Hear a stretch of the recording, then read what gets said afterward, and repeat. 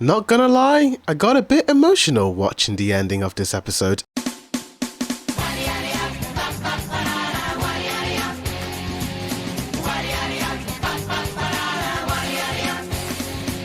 Yo, what's good? It's your boy Dude Reviews, and heavy spoilers for the Jujutsu Kaisen Season 2 Episode 3. You have been warned. As an anime only, this episode left me a little bit speechless. We start the episode with Rico underwater. I thought this was a really artsy way to start an episode. At first, I thought I missed an episode. Did Rico fall into the lake or something? But it looks like this was some sort of foreshadowing to the ending of the episode where Rika quote unquote died. But I love the animation, it's so gorgeous, and the little fishies surrounding her. But then we cut to a close-up shot of her eyes looking at her phone. 3 episodes in and I love her eyes. This episode you really do see that Rika really loves and cares for Misato. The way Rico cares so much for Misato was so heartwarming. The way they're holding each other's hands in the montage scene, and even the moments where she says goodbye to her towards the end to meet up with Tengen was so emotional. I found Rico to be really annoying in episode 2, but she's quickly done a 180 on me. I care a lot for this character now, and I really do appreciate their little friendship. And I felt like Gato was moved by that moment, which makes the whole ending scene to be quite confusing, but we'll get to that later on. I love how despite the dark turn the ending went down, the episode was pretty damn relaxing and calm and really beautiful to watch. I really do love Gojo and Rico just goofing around in the ocean, but their little day out together was really nice, and my gosh, the backgrounds are so beautiful to look at. It honestly felt like I was watching some sort of Miyazaki film with some of the beautiful highlights and lighting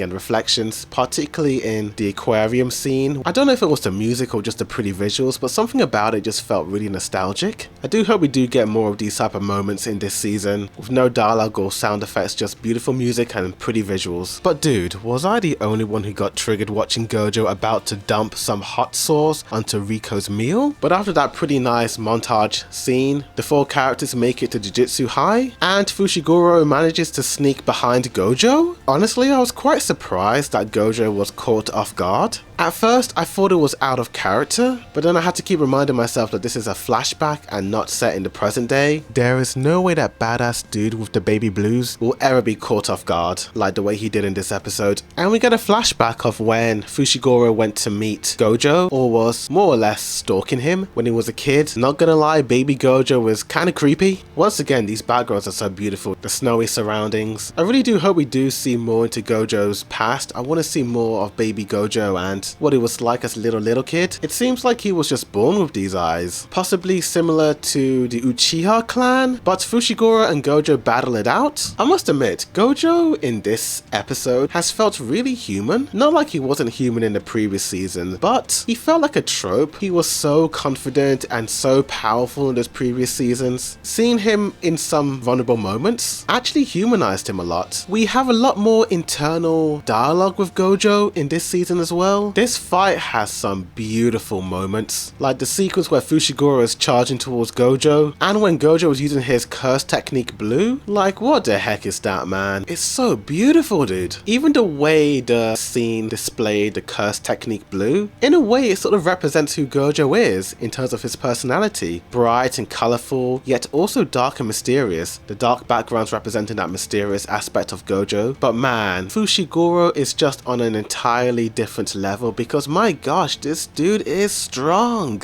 This dude just kept attacking him over and over again. My gosh, the scene got really gory, dude. But mate, I'm not gonna lie, I got a bit choked up watching Gojo lying on the floor like that. This strong dude from season 1, so confident, so powerful, just shown lying on the floor in a pool of his blood.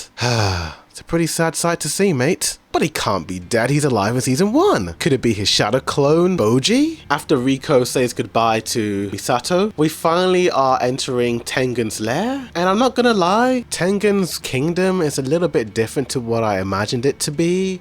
I was expecting bright colors, golden statues, but no, this place is dark, dreary. There's a lot of browns and reds and oranges. Very grim. It's a bit of a combination of the Dark Underground in Attack on Titan and the Infinity Castle in Demon Slayer Season 3. So because of this scenery, I did have a feeling that something bad was going to happen. And then Gato offers Riko the chance to get out of this situation and just go back to Misato. We then dive into Riko's past. We get a shot of a car underwater. I think this is trying to show us that her parents died in a car crash and the car somehow fell into the ocean. And Riko finally admits that she doesn't want to do this. Deep down, she wants to be a normal gal and do normal things and be with everyone. The crying animation was beautiful as well, mate. This episode truly made me like Riko. And just when she is about to take Gato's hand, bang bang into the room. I mean, what the heck, dude? The director of this episode was a bit nasty for doing this, playing the beautiful ending song in the background while Riko is telling Gato that she wants to go back home. Yeah, this really hit, dude. I mean, I was feeling really emotional when Riko was crying, but for her to be killed like that, my gosh, dude. It's so sad. But I love seeing Gato's reaction to all this. It takes him a few long seconds for him to realize what just happened to Riko. I think this man was just so moved by her tears and her pleas to not want to go along with this plan and for her to be with her friends. I think Gato got choked up and it distracted him from what was going on. The fact that Fushiguro was just inside the tunnel. For a second I thought that he and Fushiguro were working together. However, someone who is betraying someone wouldn't react the way that Gato reacted when seeing Riko get shot.